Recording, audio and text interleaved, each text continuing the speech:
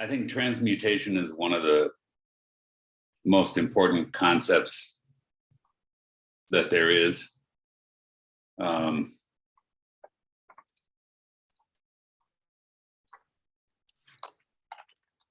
As far as growth, as far as development, as far as awakening, as far as healing. And it, you know, it's in that category of topics that where there's a lot of mystery around it. And, you know, in the same way that the consciousness is still quite mysterious.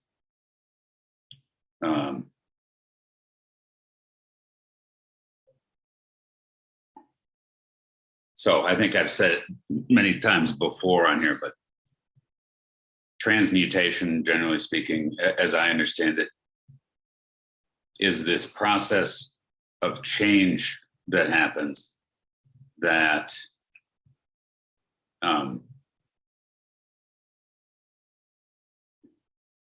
is analogous to the alchemy model, or I should say the alchemy model makes an analogy of changing one metal into another metal.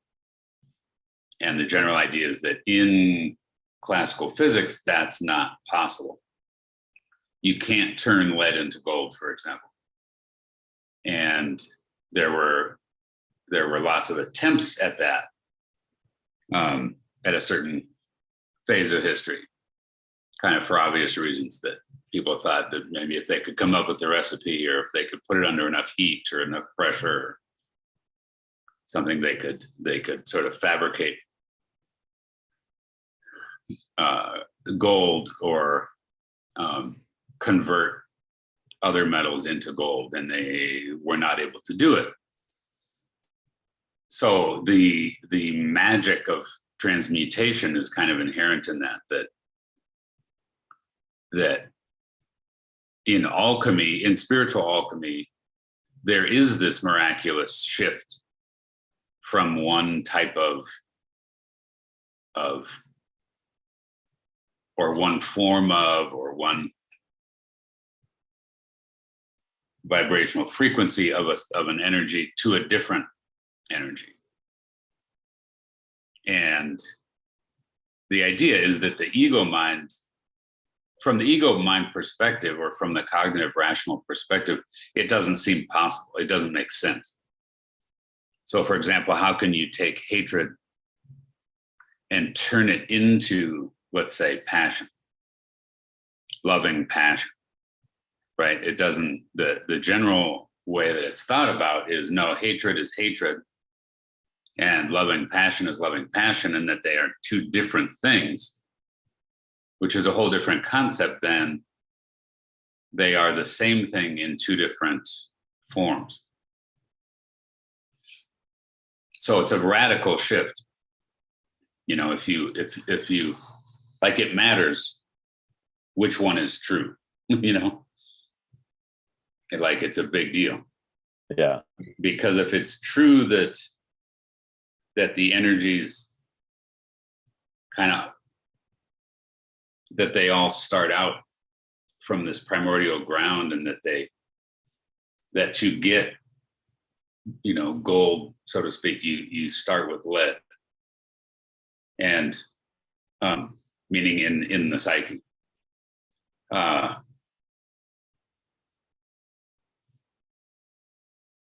So there's that aspect, just as far as conceptually, what is it? It's this change process that happens that changes one substance into literally a different substance. So let's say that's true. How does that happen?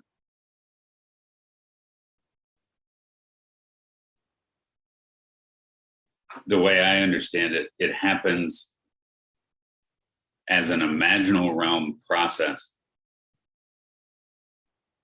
where the internal working of the psyche, meaning the inner dimensions,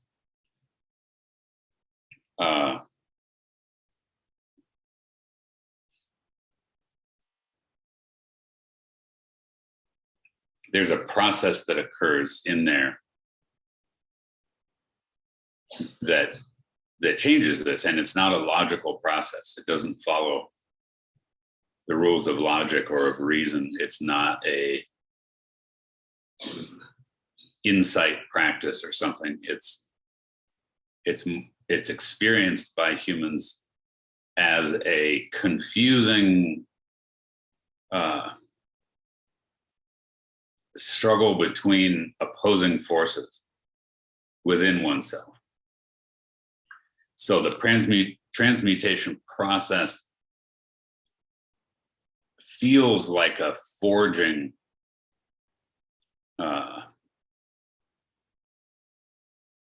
and a working through within the human psyche, a digesting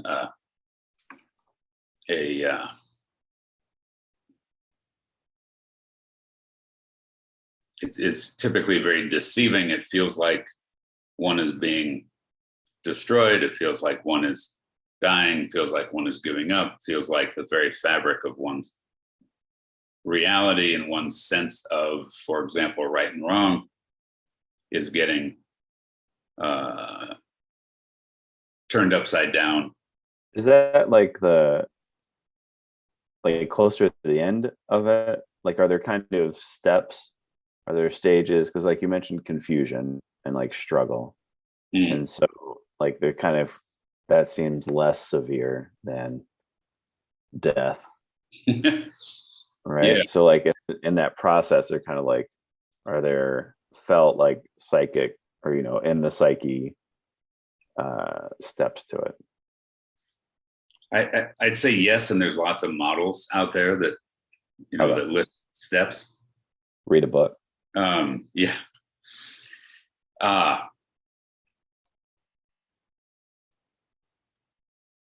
Like in alchemy, you hear about the various stages. So it's one of these things that can vary greatly depending on the person and the particular transmutation process that's going on. I'd say we're all always dealing with transmutation in our psyches. It's just that we can have quite intense ones, at certain points in our life. So yeah, the identity piece comes into play. It's like initially I was going to roughly give this stages. There's a experience of opposites in our psyche. Let's say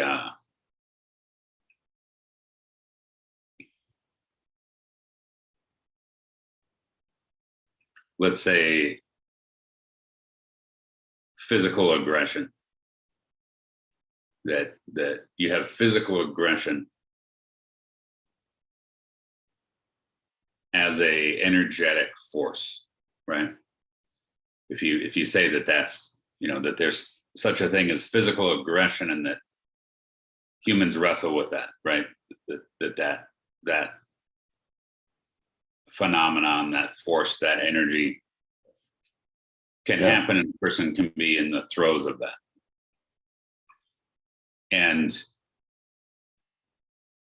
there's this strange situation that as humans, we're not just in bodies and then operating via these instinctual forces. We also have these minds that are aware of these instinctual forces, which is thought to be unique to humans. And humans are not only aware of those forces, those energies, those instincts, those drives, those motivations, those thoughts, those feelings, but they're in great conflict with them. It's not all just smooth running and whatever we're aware of, we're fine with that and just find that fascinating. And we're not only kind of perplexed, we're absolutely terrified, and we're in great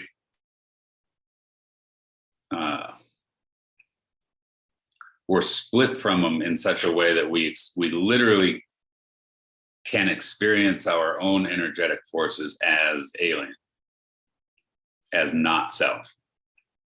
And so one part of our psyche literally is afraid of other parts of our psyche, which is this strange thing, you know. It's like being afraid of your own, you know, of your own hand that, you know, is gonna get you. Yeah, but it's very real. It's very true, you know. for sure.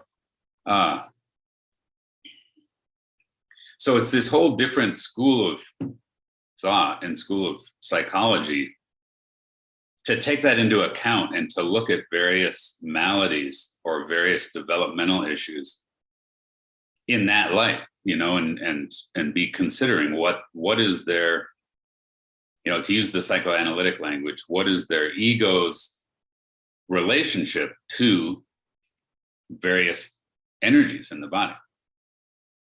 And again, this is where you get character structure, for example, going on, where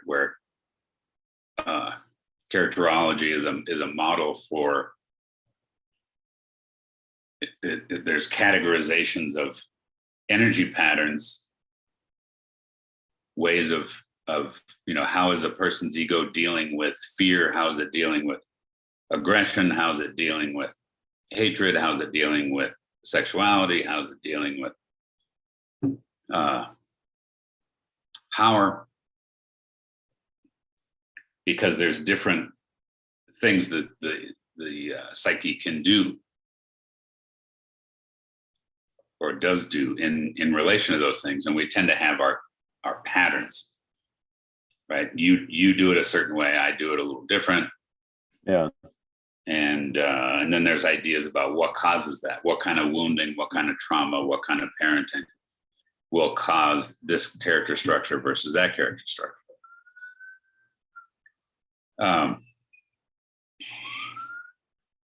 So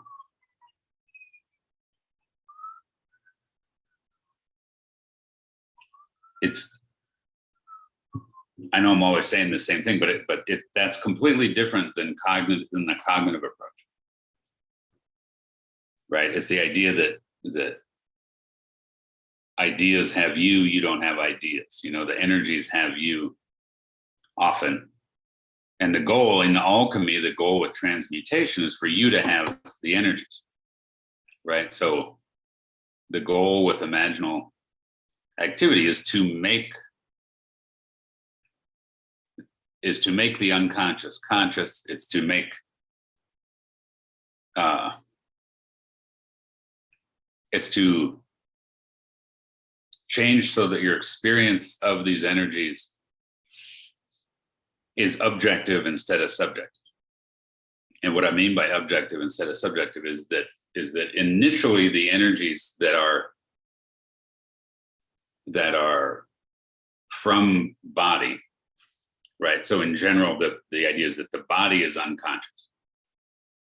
So there's, you know, this idea of body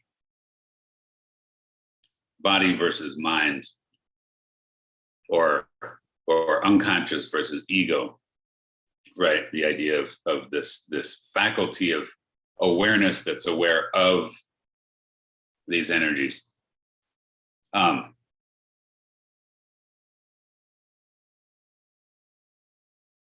Initially, the energies are just coming through, right? And there's just unconsciousness about it, right? So the idea is that the 2-year-old isn't very aware of their aggression when they're throwing a tantrum. They're just immersed in it. And it's just happening. And it's not happening because they're consciously deciding it, right? It's more that it's just occurring. And you know, no matter how old you get or whatever, these things still happen. You still find yourself going to the bathroom. You still find yourself throwing up. You still find yourself falling asleep, and they're not all, we're not necessarily deciding to do it. It's like it just, our body starts doing it, right? And our mind gets taken along for the ride. And so there's obviously different states that are where we're more or less in control, or more or less know what it is that's actually happening. And so again, it's a really important, I think, fascinating, way that I think it works, but way to look at it, where, at any given moment, we have these energies that are moving in us and that our mind is affected by. But there's the potential for it to go from an energy that's occurring unconsciously to an energy that is that we, let's say, initially experience as other, and we fear it.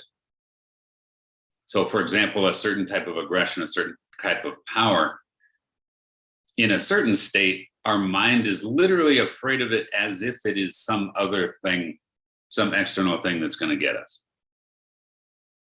And this is something we've all experienced, whether we knew it or not. Yeah. We will experience fear, and not just be fearful about some idea, but literally sense an aggressive, negative energy that causes us to be fearful. But we don't know what that aggressive energy is, right? That's a state someone can be in. Yeah. And if someone's experiencing that, what's happening is that they are not they're not even having ego awareness of their aggression as their aggression. It feels like it's coming from without. And then there's tremendous tendency in that case to blame something else. So if I'm having that happen right now, there'd be a tendency to blame you, to be experiencing you as aggressive. Right.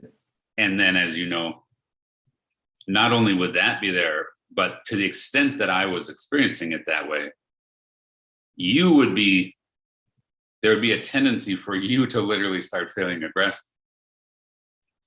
And my understanding of that is that if we're in a state, a relational state, where the dynamic between us is an open system, then there's that idea that certain energies are going to try to move through your mind, and certain energies are going to try to move through mine. And when we're in a shared open system, there's the question of, are they your energies or my energies? And it gets very confusing. And of course, there's the idea of the analytic third, which is that the question of, are they yours or are they mine, is not really the correct question, because the idea is that it takes two. It's that literally that energetic experience is a result of the interaction between you and I, which is an important thing. And you have different theories about that, about intrapsychic experience and about relational experience. And you have certain theorists saying there's no such thing as intrapsychic, there's only relating. And that why do I feel anything when I'm alone then? Like what? Or like there's the idea would be you're relating it to someone else, even though I'm alone. Yeah. I think that I'm relating it to someone else in that there's many selves, but like, which is interesting semantic. Which is another theory, right? Yeah. It's an interesting nuance to the relational idea. Yeah. Yeah. Okay. Yeah. So there's a ton that can be talked about in that. For sure. I just want to make sure I understood that.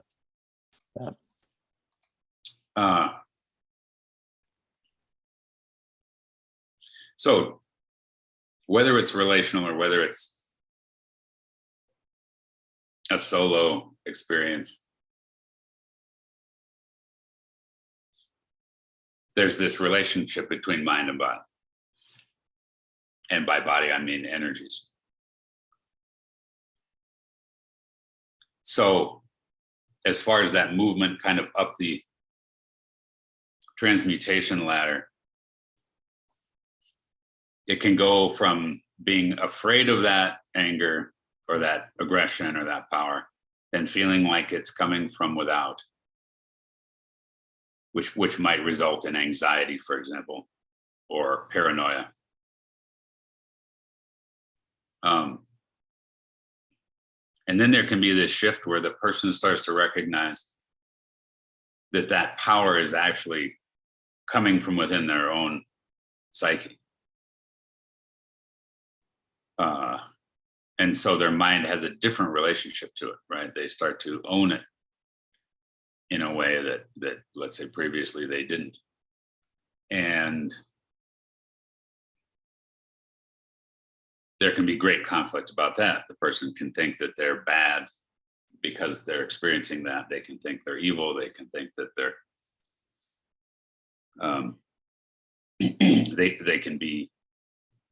they can feel out of control and feel like there's potential to really do harm. The person can be in a relationship to that aggression where they literally are feeling aggressive towards self. So a lot of self-harm activity occurs when that's the case.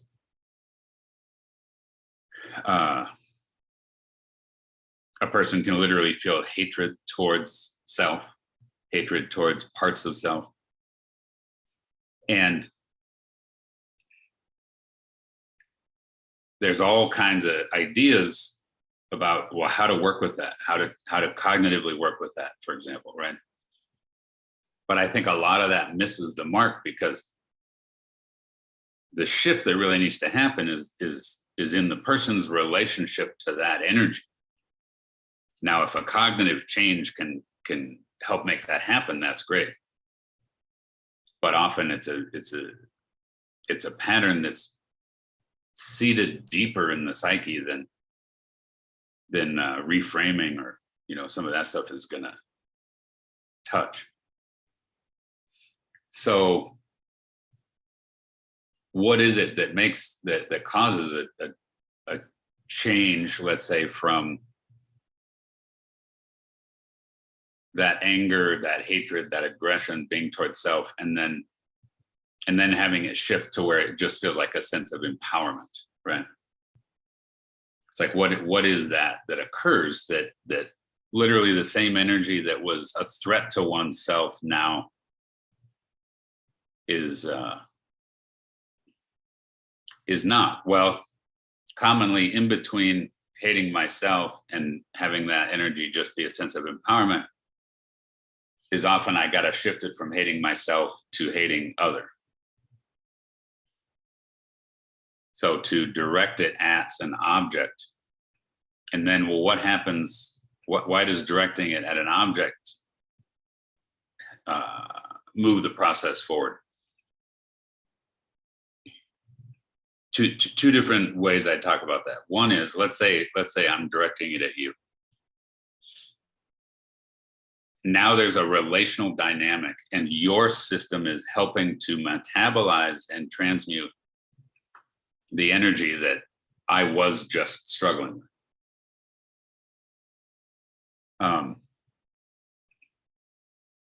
And then the other thing is, if I'm expressing the energy at you, you are being a screen, so to speak, on which I can project that energy. And then when I see that energy on you, I can now look at it with reflective awareness, meaning I see it out there. It's no longer behind the veil, just coming through me, making me feel it or experience it in as though it was self. And so that I didn't say that very well, I don't think, but it's like it's the main thing that needs to occur. So I'll try to say it again. We have these energies. Our mind is activated by the energy. Just like turning on a light bulb, it's like you flip the switch and it's like, look, there's this energetic charge, that is released, and the light bulb goes on, right? And we have that happen in us, and this energetic occurrence happens, and our mind gets an idea. Our mind, we feel a certain emotion, we have a certain desire, we have a certain impulse, we have a certain fear, etc. So when you think of it that way, it's like, okay, that happens, and it's extremely compelling, right? Because it's coming again kind of from behind the veil, so we don't have consciousness of it yet when it's like that. We just start like, what are you talking about?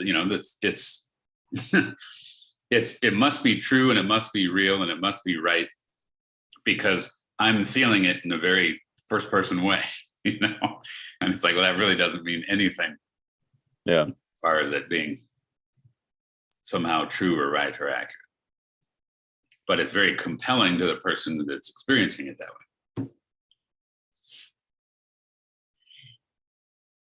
way. So this shift to where, wait a second, we can get it out in front of us and then look in a way that is a third person conscious gaze at the thing. Right. Then we start to see, oh, wait a second, this is just something that's, that's coming through me. So it becomes an object in our awareness instead of experiencing it literally as subject. Yeah. So again, that distinction between, I'm not saying you don't still experience it as a subjectivity, but you don't experience it as a self. And it's easy to cognitively think, well, of course it's not a self. Of course the anger coming through you isn't a self. It's like, yeah, but until you've made that conscious, it's experienced as a quality of selfhood. Right? That's how we start out. We just our sensations and our emotions and our thoughts are taken to be. Well, they seem so immediate. Like yeah, that right. thing you're talking about, like I like the light analogy in this instance, as far as like a light bulb turning on. So like where like it seems immediate, right? And it seems constant initially. Yeah. And as you stare at the light, you start to realize that it flickers, and it's not always on, even when it's on. Yeah. At least not with the same intensity, and it can be turned off. So there's just this like illusion of immediacy and constancy, and that's the self you're talking about, or the felt sense of self in that state. Right. Yeah, and it's similar to, if you drink some alcohol or smoke some pot, and then you start feeling, an effect of it. Until you've had too much of it, you're aware that, okay, I'm buzzing right now, or I'm high right now. But like you say, it's this very immediate experience. And of course, if you smoke some pot and then you feel yourself have that familiar high feeling, it's like, okay, it's what it is. I don't know if you do infer it or you deduce, or I can't remember what word's the right one, but the first time you definitely deduce, right? I think you would infer if you smoke pot and then you did another drug, and you're like, oh, this is like pot, you would infer. Oh, is that okay. Now I'm confusing myself. I'll look it up. Okay. So the whole alchemical shamanic, imaginal process involves the shift from the energies possessing the mind to consciousness possessing the energies. That's the whole thing. And that's what the dimension approach process is. I'm just putting certain words on it that are more kind of common contemporary words, but it's that it goes from being unconscious, and I'm saying if you witness it, hold it, contain it, mirror it, then it becomes conscious. And that we can do that for ourselves and do that with others, for others. And just to clarify, yeah, the kind of when anger towards self shifts to becoming a sense of empowerment, that's consciousness possessing the energy. Right. Yeah, cool. Right. Yeah, so it brings up the idea of truth, right? Like what is truth? And the idea is that if the consciousness sees truth. So the energy that one can experience as dangerous aggression, is really one's own fight response in one's own system. And so to be able to be in command of, right, to wield that energetic charge,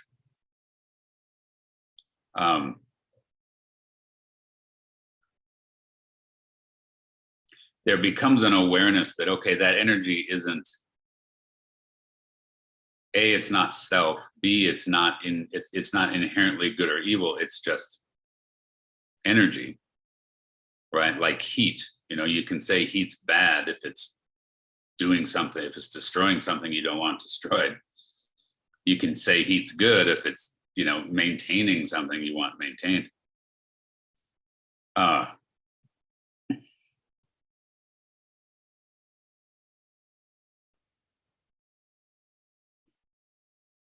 So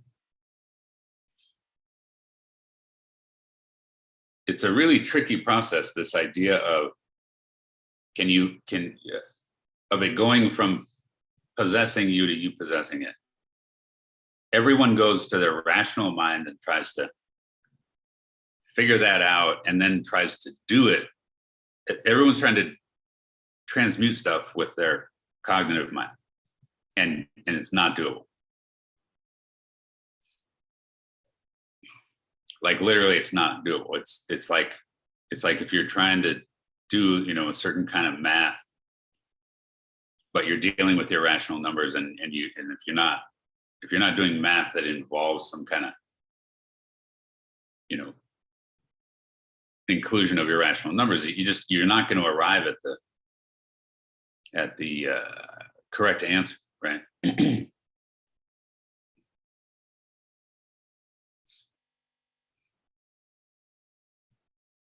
So that there becomes this conflict when you get into rationality, that you get to this conflict where the energies are not jiving with your mind's understanding of a certain duality in life.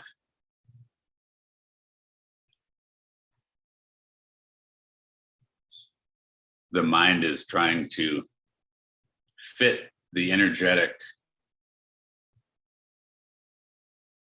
force, the energetic frequency, the imaginal form, whatever it is, the thought, the desire, the impulse, into a category, for example, of is this good or is this bad? So someone will have an urge to strike someone, and then they may think, oh my God, that's bad. I never want to strike anyone. Or an urge to kill someone, or an urge to rape someone, or an urge to make fun of someone, or an urge to belittle someone, or an urge to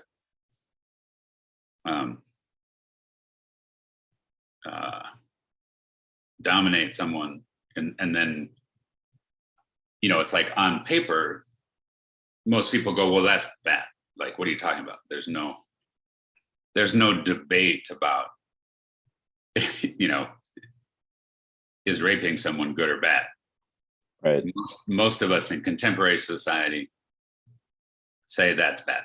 Right. We'd like to think there's some things we can put on that list. Say again? Would like to think there's some things we can put on that list. Right. And I'm saying my general understanding is there are not. And what I mean by that is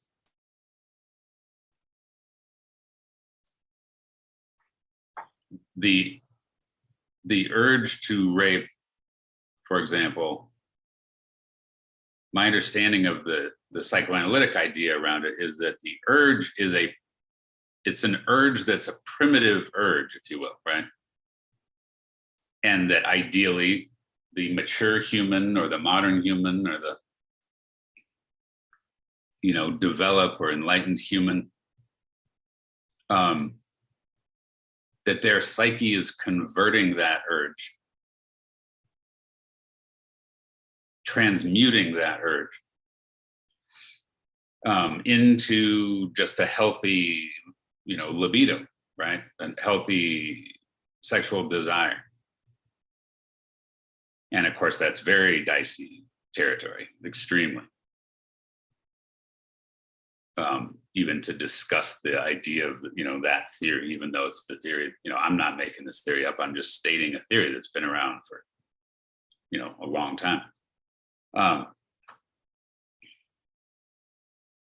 But it's easy to see how we can, in order to not rape, we can deny, repress, split off from, project that energetic force within us.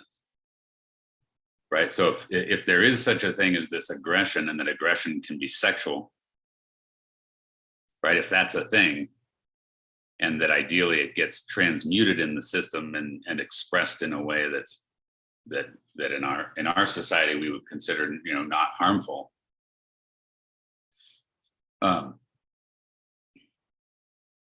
Then like, in order to be responsible and actually have less rape happen, you know, we should look at that and have understandings of what causes one's psyche to transmute that, and what causes one's psyche to not, right? What parental practices, what traumas, what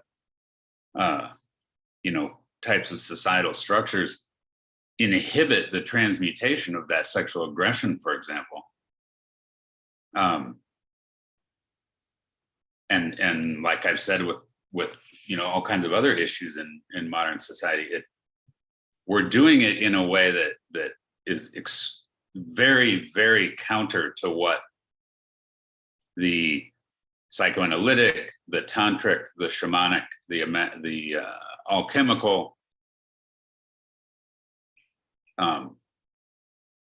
traditions said was the thing to do.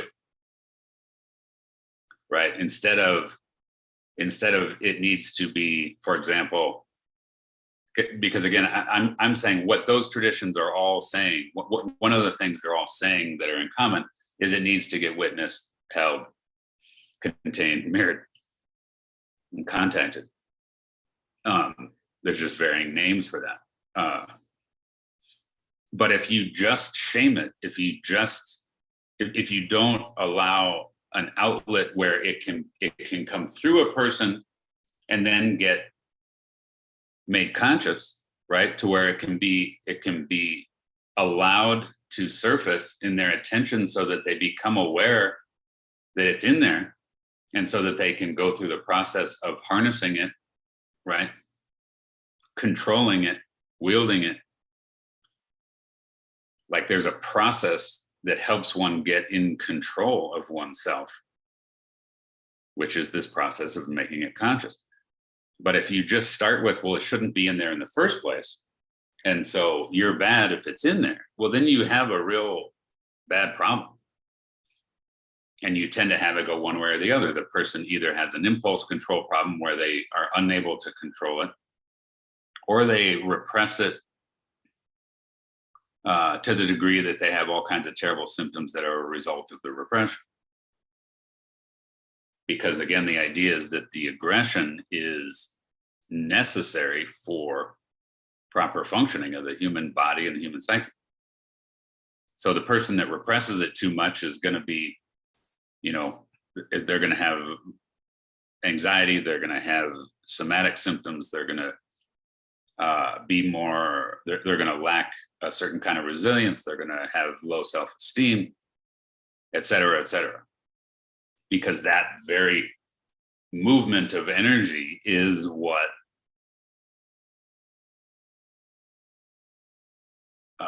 fuels those qualities in the human mind. So to be resilient, to have courage, to have libido, to have ambition, to have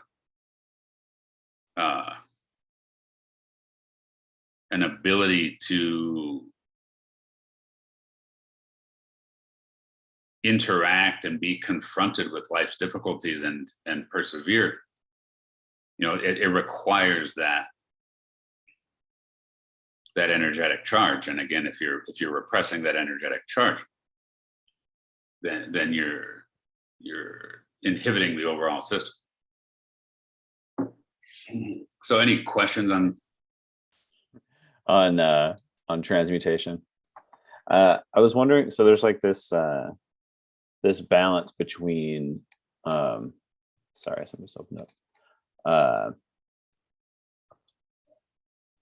So it's like we have this urge, we have this aggression, and then culturally, if our translation of that aggression is too taboo, then it should die, right? And it should be cut off, and it should never be expressed. Right. And so you're saying that like what that does is just totally prevents any of it from being like surfaced and made conscious, right? Because you start with the assumption that it's evil and bad and shouldn't exist. So it seems like, because we talked a little bit last time about the cultural shifts around it, that there were different attitudes about where these things came from. And even though they may have been seen as evil, the response wasn't like, you're evil. It was like, there's evil in the world and you're experiencing it. Yeah. So that's pretty major. But the attitude we have about it now, is there any sense that gradual evolution to our individual psyches that begins to like shift the starting point for someone? Or is it always like, where does that, just because we're using cognitive mind to evaluate it, that we get this feeling that it has to be killed and cut off and done away with? Or is there some sense that gradually it becomes easier to be more conscious of those things? So there's some felt sense that we should be able to move on in some way. So I'm not saying this is what I think. So I just want to, like, I'm curious, like, where does the cultural impetus come from to kill it? Is it just because we're relating to it cognitively and not experientially or consciously? Or is it because like the zeitgeist or like the cultural level of consciousness shifts? So there's a sense that some of those lower levels, obviously we're invalidating them in a non-constructive way, but is there some sense in which also the cultural relation to them shifts? So it's like we feel like something should be true that's not right now, right? Mm-hmm. Is there a point in the future where that thing isn't as true as it was because of a shift, both like, consciously and experientially in people?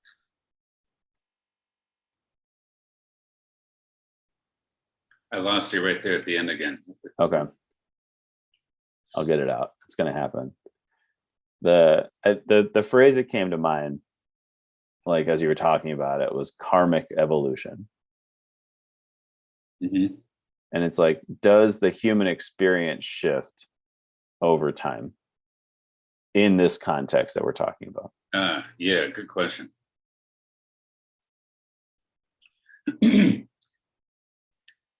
So tell me if I'm understanding the question right. Another way to say it would be like, let's say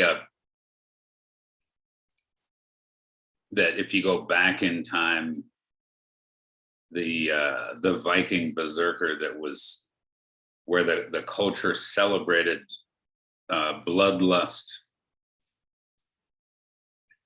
type of aggression, right? Like it was celebrated, the desire to raid and pillage and kill. Whoever the best was at that, it mattered and it was important. Yeah, right. And then is your question like, okay, but now a couple hundred years later, where society has, in at least in certain areas of the world, is less violent than that. Is it like breeding animals where, okay, you get a modern human that's lived in that let's say is 5th generation or 10th generation of not having to kill or not being raised in a way that kind of warrior spirit is celebrated and is primary and is developed. Is that person literally going to be born kind of with less aggression? Is it that kind of question? Yeah, it's that kind of question. Mm-hmm. I mean, go ahead.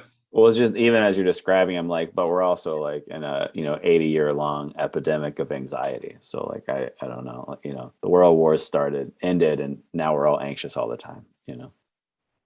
So yeah, I mean, I think breeding. I think we know that breeding is a thing, and that it changes. Like they've obviously domesticated certain animals, and they're quite. Humans have gotten quite good at breeding plants and breeding animals and knowing how that works and knowing how to get certain results, how to breed aggression into or out of a certain a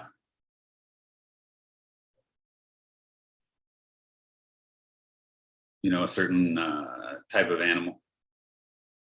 And so there's no reason to think that that's not true of humans. And in fact, there's actually quite obvious evidence that that's also true with humans.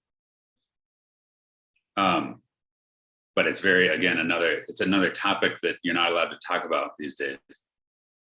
Human breeding is immediately, it sounds like, to even talk about it, it gets interpreted as like being for some kind of forced breeding, that's what you're saying, right? This is your proponent of right. That's all I heard. If you bring it up, you must be aligned with it. Yeah, right. Yeah. But yeah, so and it's like my understanding is we don't really know, like, can you breed the aggression right out of the human species? And is that good or not? It's like, well, it depends, I think, on what we're confronted with. If we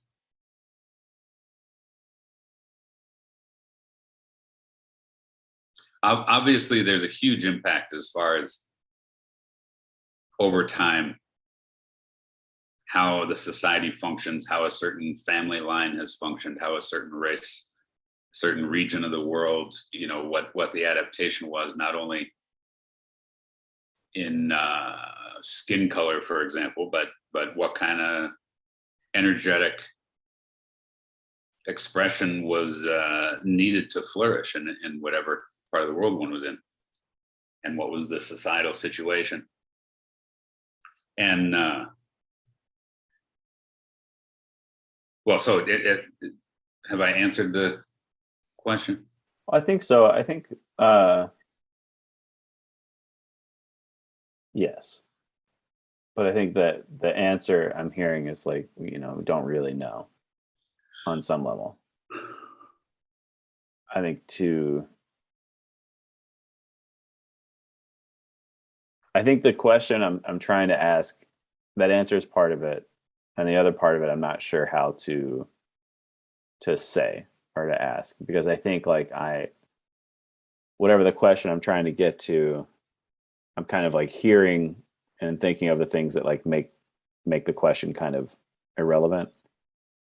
And then also, but like there's something that like feels like it's there, but I don't know what it is yet. So I think you are answering the question as I've been able to state it. So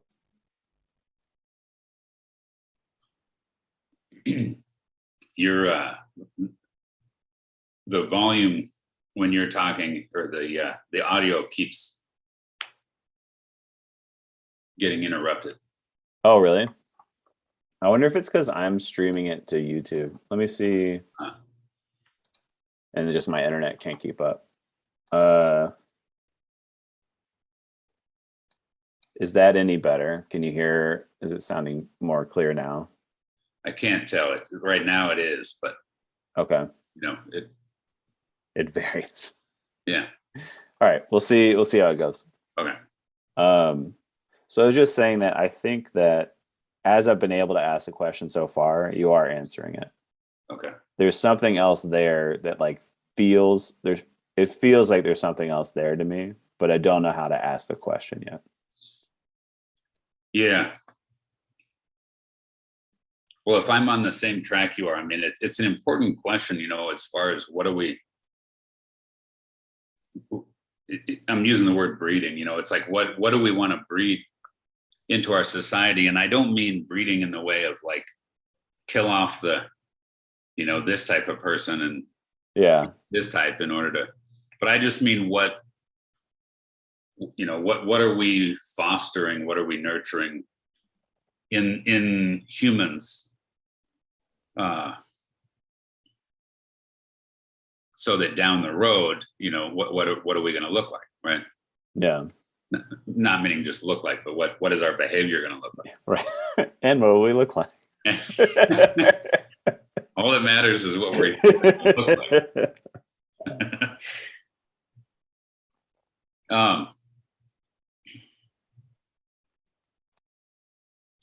So I mean that I think your question is kind of juxtaposed against it's like we don't really know.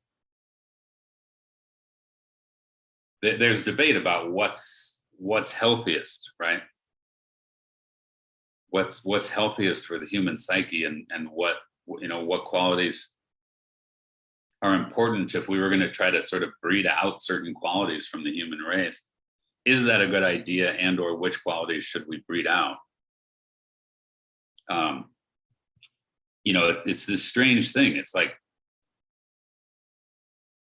some people, when confronted with a violent situation, are going to kick into a fight mode and survive, whether that means running out of your burning building versus just hiding under your bed and crying, right? Or just freezing, right? Like there's certain situations where it seems like just going into freeze and hiding and then getting burned to death versus getting the hell out of the house when there was still ample time to do so.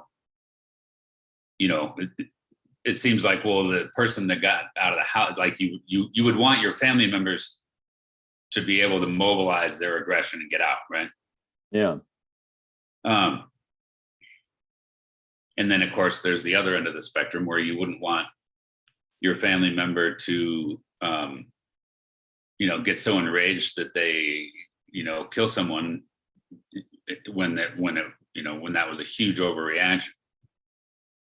So obviously there's a spectrum, and it's bad when you're too far in either direction. But we know that even in an individual lifetime, it's like, look, if you've been exposed to situations where you had to deal with life-threatening situations, or let's say there was aggression, or there was violence, or there was those kind of stresses put on you, and then you develop the ability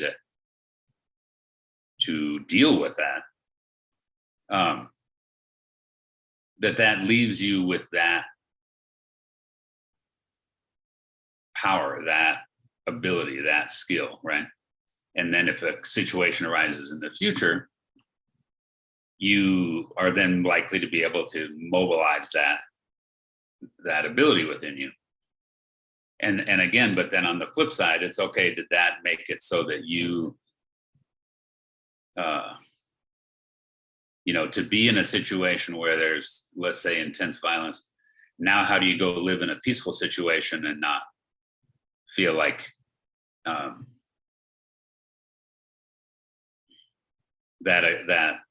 these certain structures in your psyche have nowhere to go now, right?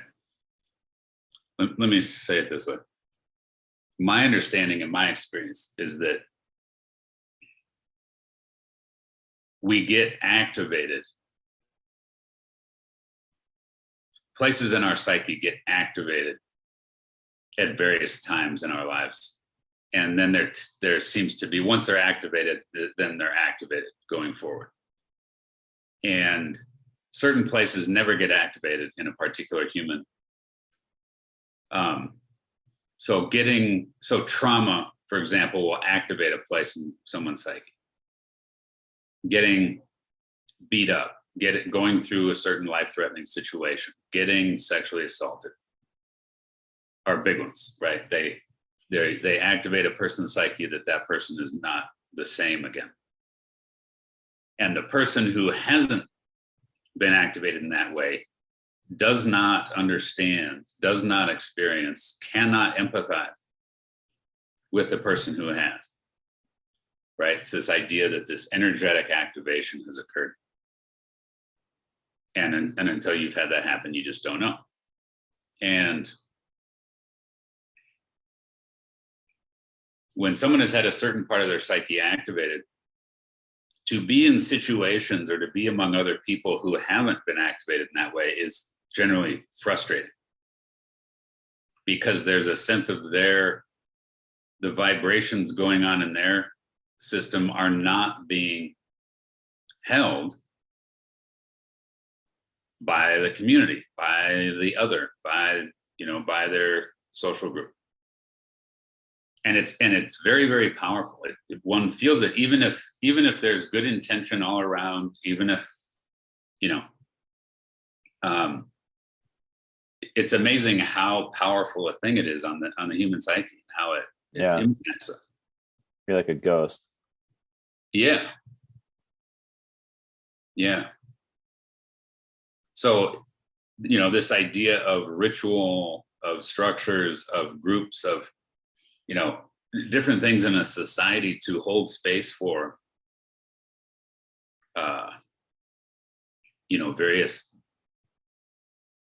various aspects of the human psyche is a very important thing. And once activated, it's like, well, what needs to happen once there's been an activation? What needs to happen is transmutation. What needs to happen is that what was activated needs to go from possessing the person to the person possessing what was activated.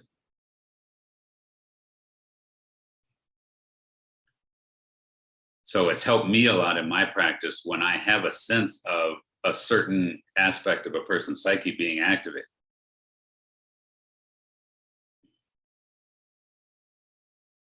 So again, I'm using the word activated in a similar way that I think Carl Jung was talking about active imagination, and in a way that the word psychoactive is used with regard to how certain drugs affect the brain. Right? There's this activation that causes a different, more intense, more immediate experience in the human psyche than kind of what the experience is when it's a non-activated occurrence. Yeah. So that like imaginal transmutation of because activation of the psyche is experiential, and the conceptual framework for what that experience is doesn't line up because it's a new activation, and it's an imaginal journey to transmute that from just this disorienting, seemingly non-personal or seemingly self, but non-identifiable experience or activation into something like coherent or felt or embodied. Right. So back to the question of, should we have rituals that activate people, and or should we have rituals, understanding, structures, etc., that where we can identify certain kinds of activation and then have those people who are activated in that way get related to in a way that, facilitates the transmutation process? Or should we just tell them they're bad and cancel? Or shame them out of, I know, it was like heartbreaking, as you said, like, you experience something and then you're surrounded by people that seemingly care but can't empathize. Right. Like there's ostensibly doing the right things, but leaving that person outside and alone. Yeah. So I think that's a further answer of the earlier question, because there's this kind of, there's like these this sense, even as we talk about it, like there's on some level, like everything is exactly as it is, right? That it can't be anything other than what it is right now. So to accept that is to acknowledge that like all of these things we're talking about like have to be how they are right now. Right? And you're talking about transmutation is like this opportunity for it to shift, which, like you said, is incredible, because right now it is all like, it's not that. Like there's this so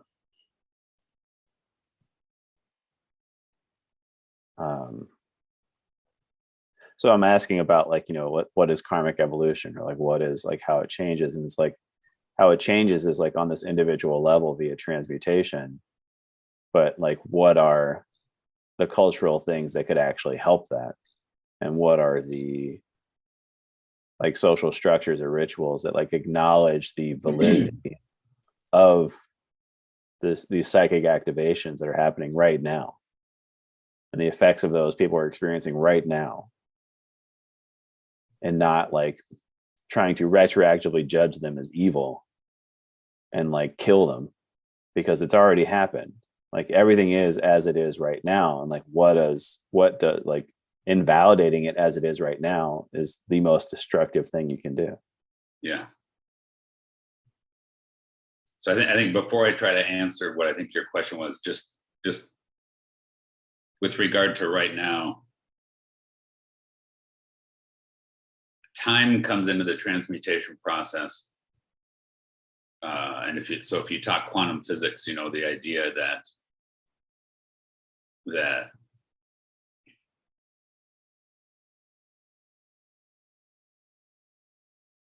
to locate a phenomena in linear space-time, just the words you were using, right? You're talking about validating something that is happening now, and or invalidating it, right? And so it's this confusing thing, because it's like, well, what's needed if a person's activated in a certain way and they're experiencing a certain thing? They've collapsed the wave function into something that is occurring at a certain point in space and time. But then actually the fix, the healing, the transmutation, the development is that occurrence be experienced as a phenomenon, not as a ontological object. And so the truth is arrived back at it actually being a quantum probability field versus that localized point, right? So you kind of get what I'm saying, that it's, Yeah. because like if you take, just the idea that, let's just say, the duality of love and hate, the dialectic of that is that they are two sides of one thing, right? Not even two different sides, but that they're a dialectic. It's both and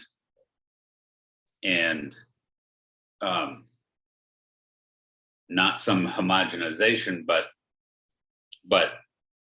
literally the whole contains both things in the entire spectrum, everything from just the one to just the other. And that when you split the dialectic, then you get this occurrence of the one or the other, right? And the activation that happens in the human psyche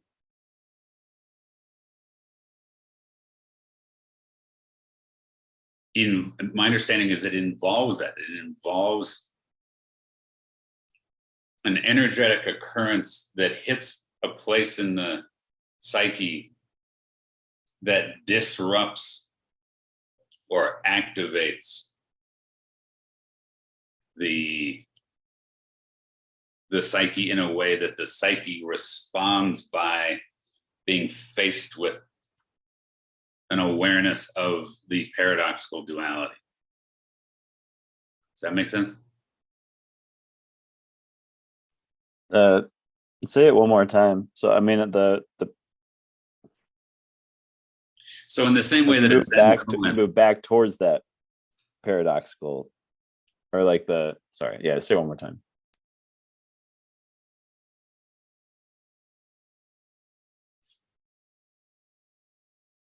So when your mind's operating according to a certain duality, right now you've got a sense of what's up and what's down, right? And it's very important, because let's not undo that before I have to go to work later today. Yeah, right.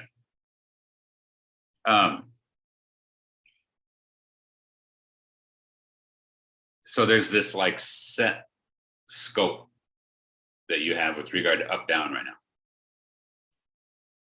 And then if I said, well, yeah, but that's just relative, right?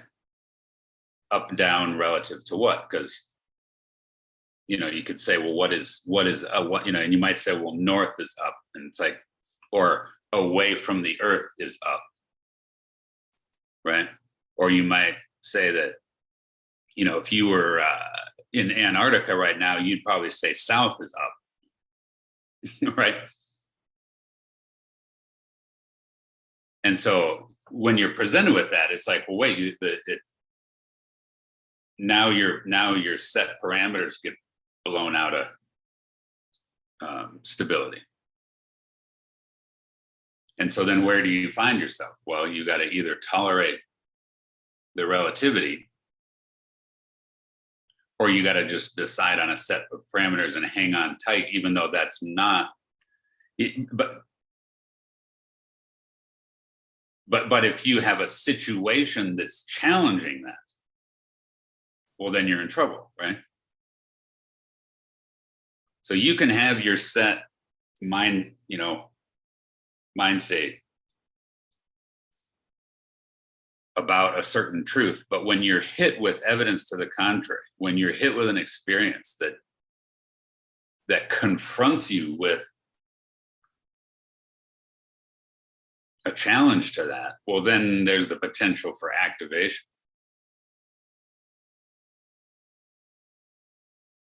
Right? Because you literally get thrown out of that sort of secure set thing you had going. Yeah.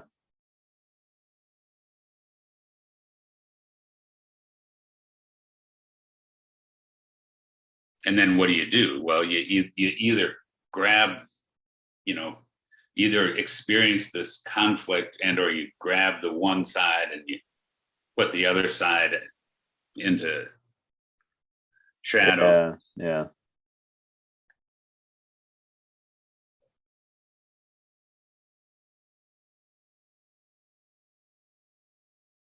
It's like you're in an unconscious collapsed waveform.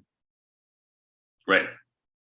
And then you become conscious of that, and you either rigidify into that, or like via this activation. Consciousness won't let you rigidify. Consciousness has the opposite effect. Consciousness won't, but like activation isn't necessarily conscious. Right. But right, if via consciousness you see the activation happening, then you move into that confusional state regarding that dimension. Yes. And then the opportunity for it to transmute into a dialectic, where it was once a collapse waveform on one unconscious collapse waveform. Yep. And then another part of the paradox is what you eventually realize is that the truth is that it was always a dialectic, right? The original state of it. Yeah. Or the I think truth that is really a dialectic. Yeah. Just like if you eventually realize that what you thought was up isn't some kind of absolute up, the universe might have just changed for you, but there typically is an understanding that it was the universe before that. Yeah, right. Yeah. Right.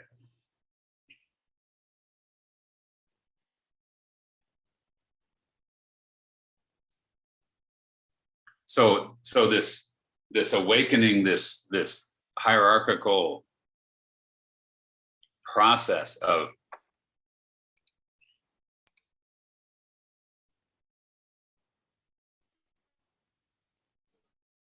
allowing a transmutation and adjusting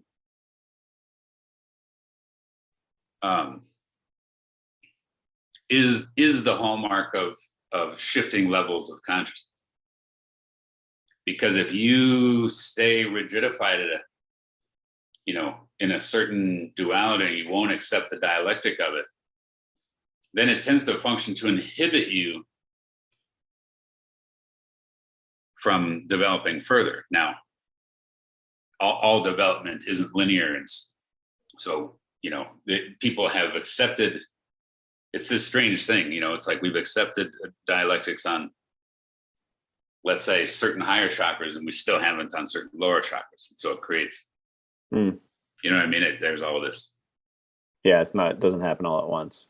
No. Or in order, or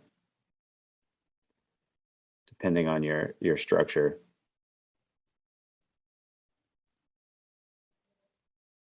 Is that kind of what you're alluding to? Like we all have different, just different stories. Different like life experiences that don't follow a set developmental path. Right. Yeah, levels of there's certain ways that if you have trauma at level 2, whatever that means, you're not going to get to level 3. Yeah. Certain things. But then there's other parts of our psyche where no, that's not, because there's a whole bunch of different lines of development. Right. Which, Wilber gets into that, trying to create models that, so you may be very inhibited or stunted in certain physical regards, but not intellectually. Mm-hmm. But, if you have certain physical trauma, it's going to inhibit you physically in various ways. So it's both, right? There's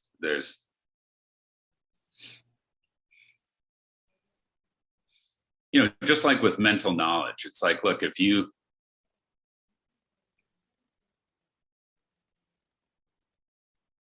with math, it builds on itself. And so if you can't skip multiplication and division and just go on to algebraic functions. It's like Yeah.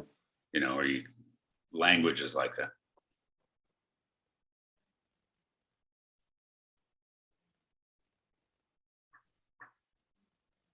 So we're jumping all over, obviously, but just for me, one of the huge shifts in how I, in a worldview shift was becoming aware of energetics and becoming aware of how they affect my body and how they affect my mind, and becoming aware that, oh, my relationship and my interpretation of those energies is variable. And so what is truth becomes more relative. And the idea that, that there can be profound change in how I feel, how I experience myself and others in life.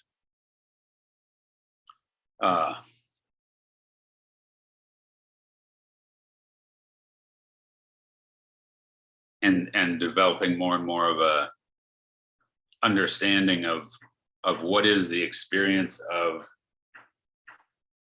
imaginal work, and so in the same way that on a physical level, if you're gonna try to work out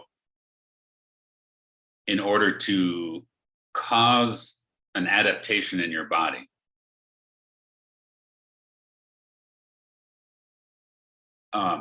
then ideally you have this understanding of, okay, for example, what does that feel like, and how should you interpret how you feel, right? If you're going to go running, or if you're going to lift weights, or if you're going to do yoga, or it's like, okay, at what point, if you experience discomfort, should you stop immediately? Or how far into the discomfort should you go, right, before it's bad, right? And of course, there's all kinds of science with regard to physical adaptation, right? What's overtraining, what's undertraining, how much recovery should you allow?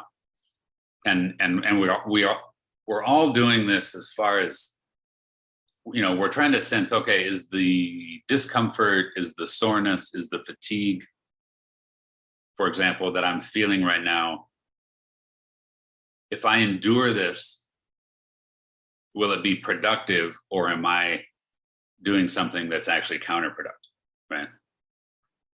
And it's like, well, duh, yeah, we all know this. We all intuitively do this in our bodies.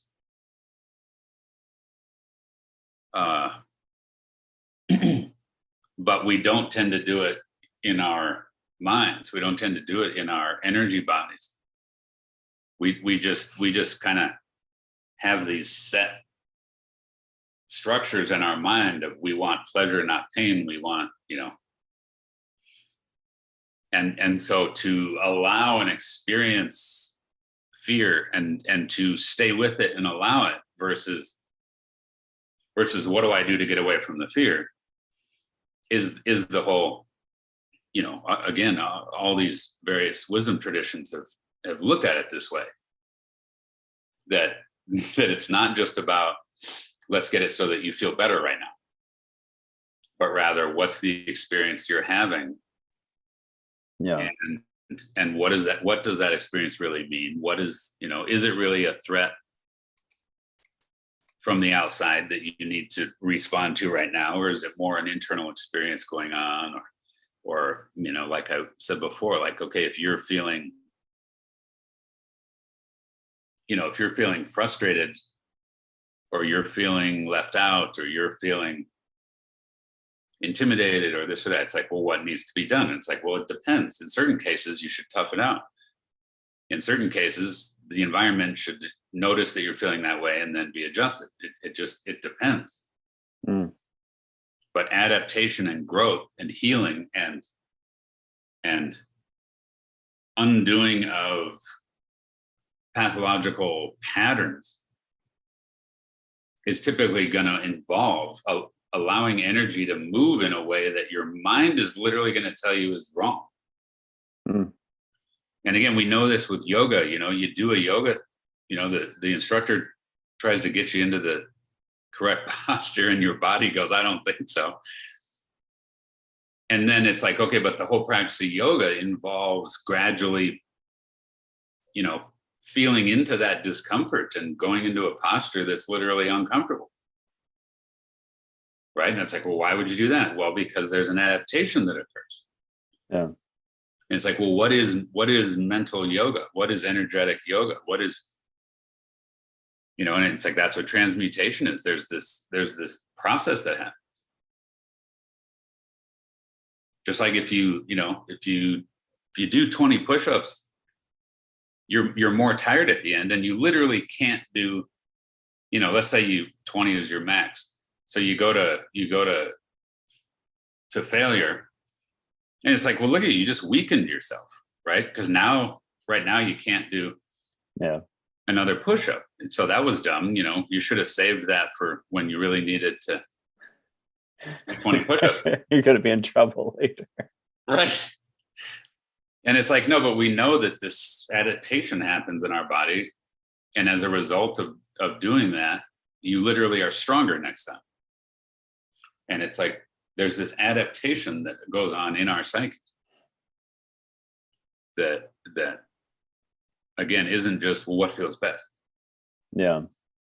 But all kinds of uncomfortable, confusing, paradoxical, seemingly evil energies and experiences ideally get looked at and endured and worked with and therefore transmuted.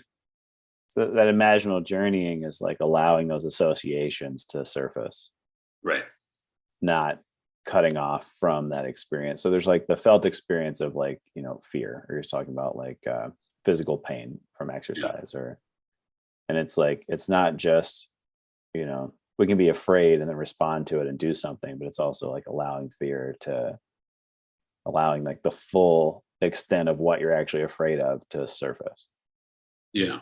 Via symbols or via, mental narratives or whatever that kind of arise from it. And then in doing that, is that just naturally, I guess it's not, it's not, like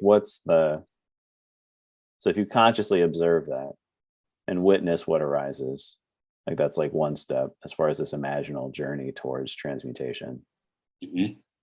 And then like holding it, actually letting it register and like feeling it, not just seeing it. Is that fair? Yep. So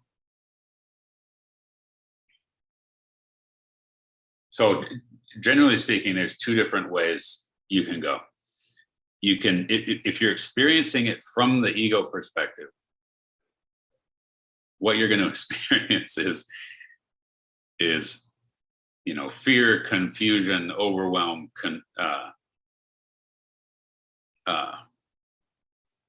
dying, emptiness, right? Like that. That's going to be the experience, because what you are trying to hold on to, what you are trying to maintain is coming undone. And so again, it's like, what,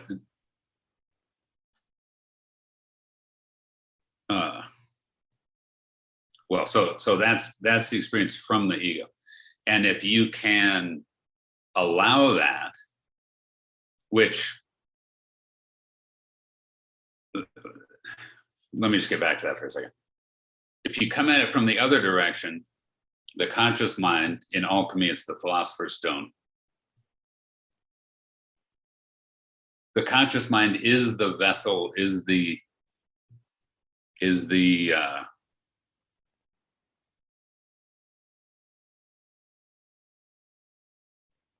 agent, if you will, that causes the transmutation, right?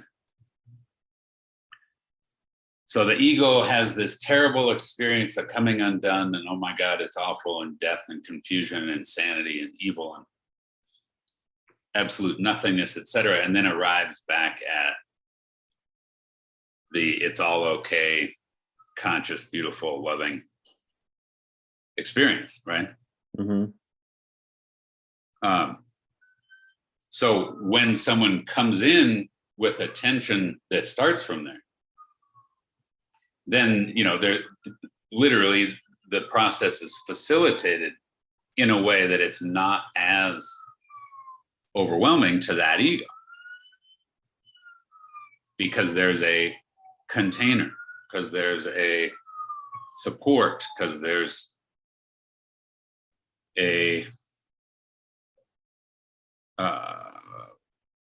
reflection. Mm. So if you're having the oh my God, this is terrible, I'm experience, and if I'm in there providing, if I can look at that particular dimension and be conscious there, then literally you're using my conscious mirror, my conscious container, to transmute your experience, resulting in you having a conscious container for it. Yeah. So again, we're all in the throes of ego experience, where we're desperately trying to maintain our dualistic, collapsed experience, because we know that to be true or right or correct, or that's what we want. And life is constantly challenging that. And then we have our places where we can allow that it's a dialectic. It's there's not a set certain truth to it. And so what you recognize is that the thing that was experienced a certain way at this level, up here it's experienced different. So it might be hatred down here, but up here it might be passionate romance. And it's like, yeah, but it's the same, just like the flame that is the pilot light of your furnace, might be converted to cool air, right? It's like, wait, what? Right? Because even if, like, let alone that it's just nice, warm, toasty air in the winter that's, literally keeping you from freezing to death, but it's starting out as a flame that would absolutely destroy you if you came into direct contact with it. Yeah. Right. But there's this housing and this conversion process. And again, that idea that there's a pilot light in our unconscious. And if you look at that too directly, meaning if you go below the first chakra, let's say, and experience, what are the energies like before they go from there, it's what we call hell. Yeah. Like, it's literally experienced as a burning, inferno. Our psyche translates it that way. And then, of course, there's the debate: is that dimension the real, or is, but whether you think it's real or not, that's how our psyche tends to experience it.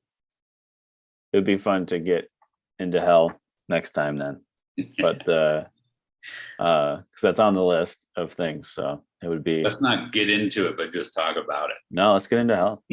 Let's, sign up for the tour. Yeah. It's such a good question. Like, is that the real? And because whatever feels most imminent seems like the most primary, right? Mm-hmm. So like That's well put. Yeah. uh and it's like if you dig down or climb up, like you're chasing something, right? You're trying to find it elsewhere. And so like both things are going to lead to like different but like similar like consequences, right? Yeah. So like uh, if heaven's the real or hell's the real, like it's both missing the lesson of like what, where and how we exist in this like self. So there's just, I think it's fascinating, and I think it's, we, like you said, the force that keeps us from, what was it, what is fear? So fear is the um force that prevents questioning the existing structure is fear. And it's like fear because like what is the structure that's built around like an actual self that we're like identifying with? The thing that prevents us from examining that is fear. And it doesn't matter like which direction you go from that structure, it's still fear of like what that means to allow for acknowledging what the state is. Yeah. So it's because you're signing up then for just a long series of like confusional states, and you're signing up for like a lot of, yeah, just a lot of identifying and disidentifying and deconstructing and um and if you think that's hell, right, like then like you're gonna run from that.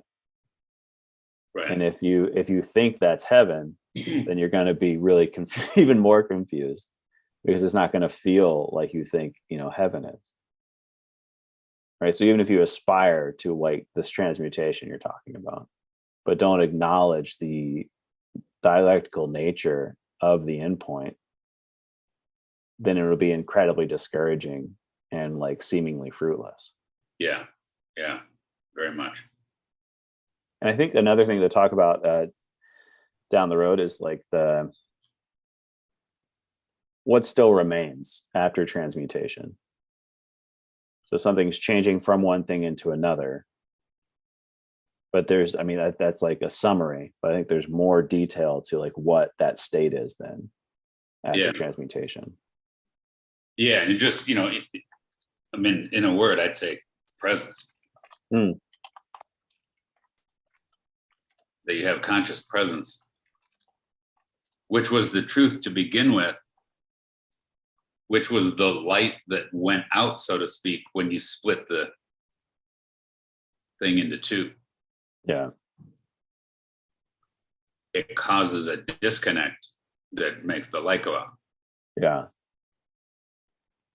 I think one thing I would like to hear what you think about on it is like, it feels related to me, is like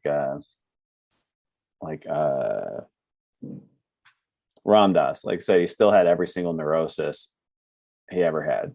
Mm-hmm. Right. So like he's 90 years old. He's like, I'm still just as neurotic. It just doesn't affect me the same way. Like I'm just making a different choice about how to respond to the neuroses that I've always had. It's just the way that he talked about it. Yeah. Yeah. Which I think there are neuroses that one would no longer have because there'd be change in the ego. Yeah. Because I would say that if the theory of neurosis involves a sublimation of energies, right? That it's energetic movement that the mind figures out a different way to experience. Yeah. And the transmutation process actually specifically undoes the need for that. Okay. Now, it gets into that category where I would say when Ram Dass is making that statement, he's talking about waking up, not growing up. And he's talking about, you know, Oh, okay. Okay. non-dual awareness, Yeah. which is a different thing than the transmutation process. It's, you know, the imaginal, archetypal, depth psychology kind of spirituality is, you know, is different than the, like my understanding is that they're different states, right? If you go out into a non-dual or a certain kind of higher chakra state, that's a certain thing that's different than transmuting first chakra stuff, for example. Okay. Just very, very different. Yeah. In the same way that if, you know, you can train for a marathon, that's different than contemplating non-duality, right? They're like very different things, but they both have big impacts on you. Yeah.